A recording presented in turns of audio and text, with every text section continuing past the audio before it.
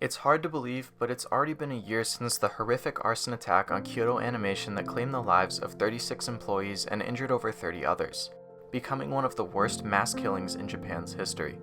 And even a year later, I still kind of have a hard time wrapping my head around the fact that it happened. But when July rolled around this year, it really hit me. Nothing can change that it actually happened. But what we can do is celebrate their legacy, talk about their accomplishments, and look forward to their future work, whatever it may be and whenever it may come. So I'd like to spend some time talking about my own connection to KyoAni and what their anime mean to me. To me, KyoAni's anime have always been about the human element. Their stories are ones that are character-driven and they place heavy emphasis on love, friendship, compassion, and empathy. Their anime remind me of the importance of human connection, which I feel is especially poignant given everything going on in the world right now, with hate and animosity overtaking discourse. KyoAni's works are the polar opposite of that, stressing the connection between people, the impact of friends and family, and the role of love and friendship in one's life. Their works have always stuck with me, but it's times like these when they really ring true and drive home the point. Back when I first started watching anime nearly 6 years ago, one of the first that I ever watched was KyoAni's own Clannad Afterstory, and to this day it still remains my favorite of all time. The touching story of Tomoya and Nagisa's romance emphasized the importance and value of relationships, be it with your friends, your family, or your significant other. And it pushed the power of love, compassion, and empathy, constantly showing the effects that these traits can have on others. I can genuinely say that after having watched it, it made me rethink my own relationships and better realize the value of them.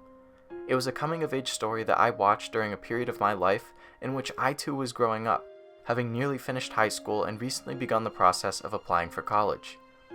I was the same age as the characters, I related to their struggles, and I was with them every step of the way. As the characters grew older than I started to see lessons in their actions and words.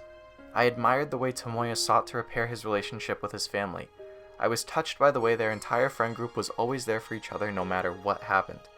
I wish that I could one day find a relationship as deep as Tomoya and Nagisa's, and I was moved to tears numerous times during the endgame. I felt similarly about Violet Evergarden. Watching Violet struggle to understand what love is via the vignette-style episodes was an emotional journey, but one that was well worth taking. Her character development and overall growth throughout the series as she fought her demons from the past and met countless unique individuals who each taught her something different about love was one that, like Clannad, emphasized that power of compassion and empathy. Violet begins the story as an emotionless canvas, but thanks to her interactions with others, slowly comes to life before our eyes. The compassion that she was shown in the first half is one that she reciprocates in the second half, and you can always see just how strong an effect that compassion has on the characters. And I'd be remiss to not mention KyoAni. While it may not feature as much of an overarching story as something like Clannad or Violet does, instead opting to fill a role as a comfy, cute, and funny slice of life, it has no shortage of great development for each of the characters, culminating in emotional climaxes that only hit so hard precisely because we get to see just how much the girls love each other throughout the series. It's an anime that shows that life is much more about the journey than the destination, which is something that I, as somebody who often finds myself getting anxious about the future, needs to remind myself of from time to time. From Yuuhi obsessing over Azusa, to Yui and Ritsu's chaotic duo antics, to Mio and Azusa's straight man roles, to Mugi's kind and caring personality underratedly serving as the backbone of the group, they have one of my absolute favorite dynamics of any cast in anime, and they work so well because of KyoAni's skill at crafting believable, endearing characters. Saying goodbye to them at the end of the anime felt like saying goodbye to my own friends, reminding me of the often quoted Winnie the Pooh line. How lucky I am to have something that makes saying goodbye so hard. But that's one of my absolute favorite things about KyoAni as a studio. They managed to inject so much life, love, and personality into their characters and worlds. I particularly love the little character animations that they bring to the table. While they may seem minor, they do such a fantastic job of making the characters distinct and relatable. For example, let's take a look at KyoAni. In this shot of the girls in the club room, you can only see their feet, but based on the way they move, you can tell exactly who each one is and why they react the way they do. Azusa shyly moving hers as she makes a suggestion, Mugi jokingly kicking hers around in a mock tantrum, Yui and Ritsu casually sprawled out, Mio on the far left allowing herself to stretch out and relax as they all happily talk to each other. They could have just as easily used a static frame of them sitting there while they talk, but instead they went the extra mile by giving us yet another example of everyone's personalities and how they react as the conversation moves along. And in terms of the world itself, take the graduation. Though our focus is undoubtedly on the main cast, KyoAni still manages to weave in other characters and how the same situation is impacting them, like this shot of a junior crying as she says goodbye to some seniors who comfort her. Another also from K-On! Would be the summer festival that the girls attend. As they watch the other bands in awe, we can see the crowd all around them going crazy, jumping around and singing along, all while the camera slightly shakes back and forth to add to the sense of movement and general craziness that comes with a music festival. KyoAni's anime are absolutely filled to the brim with little touches like these character animations and additions to the world that do such an amazing job of making a world that feels alive, inhabited with real characters even if they're relegated to just the background. Even if each of those additions only takes up a second or two here or there, their impact is far more tangible when taking a step back and looking at the big picture. The people at KyoAni are masters of creating beautiful, heartfelt anime that go beyond simply being an enjoyable experience, and instead delve into the territory of teaching lessons that we as viewers can learn from. At least, that's how their works have affected me. So many of their anime are ones that feature this emphasis on love, compassion, and empathy that I've mentioned. So many feature characters facing their past and trying to improve themselves for the future. So many stress the value of relationships and treating others right.